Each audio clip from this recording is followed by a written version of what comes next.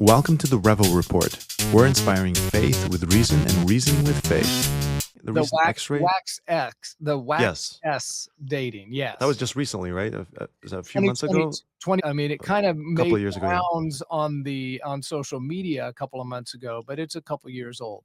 Right. And that one dates it back to at least the first century, doesn't it? Yeah, so this is the wax S is a technique that is not new, but it has not been used to date textiles before. So that's the thing that kind of needs to go through peer review to see if the scientific community fully embraces the results. But this is the novel use of it, the innovative use of this technique.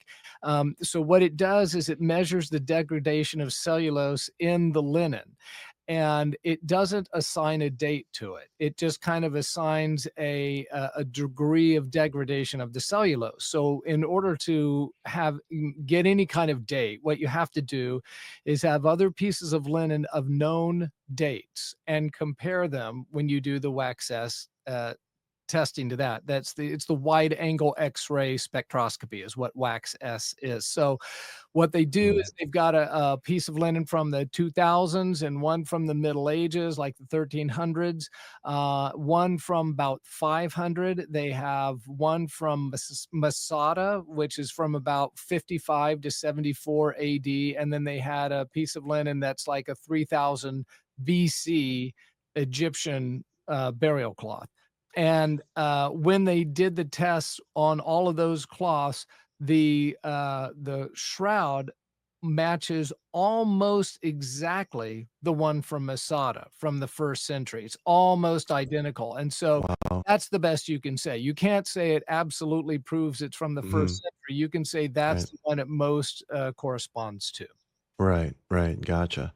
That's incredible. Have you done a story on the headcloth? Yeah, that's what the That latest is book is. It's okay. called The Invisible Thread, and it, focuses mainly on the Sudarium, but it and of course, the importance is how it connects to the shroud. So you get Right. oh, there's a lot of books on That the is so shroud, so cool. I wasn't gonna go anywhere new with that, but tying it to the Right. Sudarium, that's something that it's this fascinating artifact that not a ton of people know about. Yeah, and, even as you were sharing that, I was thinking, "Oh, man, this would make such an interesting book." Wow, I gotta read that because that sounds like, an adventure, and just, you kind of laying it out on, the conquest and, the raids of the Muslims, and then them having to go up and hide it and secure it. That's fascinating. It's Well, just imagine, yeah.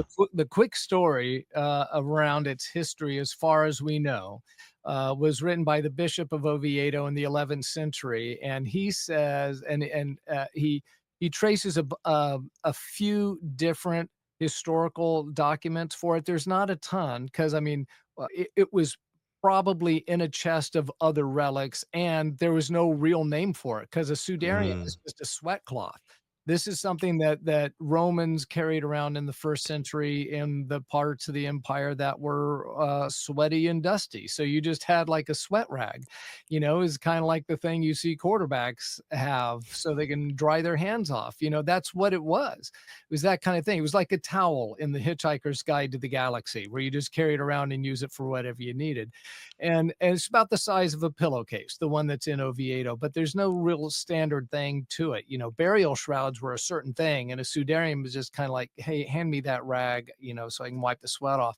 But so it's harder to find the documentary evidence for it. But what Paleo found, this bishop from Oviedo, is that there's a tradition that the disciples of the apostles made a chest and they put artifacts in it, including the headcloth.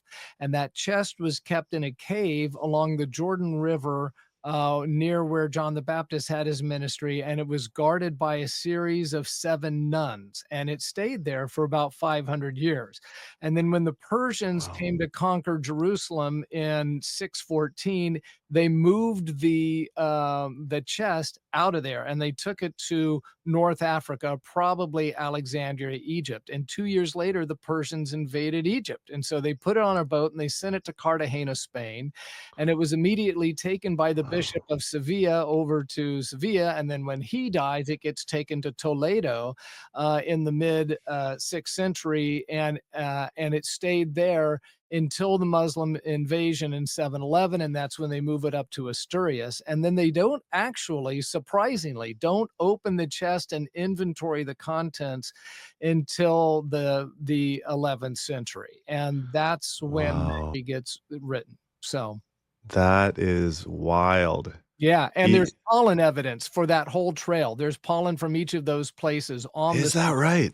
yeah, just like the shroud has pollen evidence from northern Italy, southern France, the area around Constantinople, the area and Turkey in general, because it was probably in Edessa before that, which is now Sanliurfa, and the area around Jerusalem. And most of the pollen is actually from the area around Jerusalem. That is wild. Yeah, which fits the documentary evidence totally for the shroud. It's pretty Wow. amazing. And that's stuff you can't fake. Right.